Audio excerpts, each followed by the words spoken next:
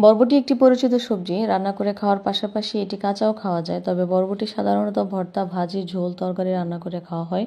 সবুজ এই সবজিটি রয়েছে অনেক উপকারিতা। এতে রয়েছে প্রচুর পরিমাণে antioxidant, antiviral, antibacterial, anticancer properties. আরও আছে vitamin B one, B two, chlorophyll, riboflavin, phosphorus, thiamine, fibre ও বিভিন্ন মিনারেল। বরবটি ত্বকের রুক্ষতা ও ভাঁজ পড়া রোধ করে। বরবটিতে বিদ্যমান ভিটামিন সি বাতের ব্যথা কমিয়ে আনতে সাহায্য করে। বরবটি অস্থিরতা ও অবসাদ দূর করে নিদ্রা আনতে সহায়তা করে। হজম শক্তি বৃদ্ধি, রোগ প্রতিরোধ ক্ষমতা বৃদ্ধি, হৃদরোগের ঝুঁকি হ্রাস, রক্তে শর্করা নিয়ন্ত্রণ, হাড়ের স্বাস্থ্য বজায় থাকে, ওজন নিয়ন্ত্রণ করে, ত্বকের স্বাস্থ্য ভালো রাখে, দৃষ্টিশক্তির উন্নতি করে।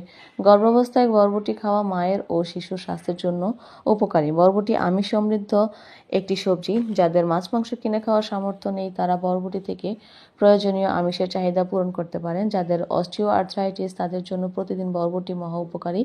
এর ভিটামিন কে হাড়ের সুরক্ষা নিশ্চিত করে ও রক্ত জমাট বাঁধতে সাহায্য করে।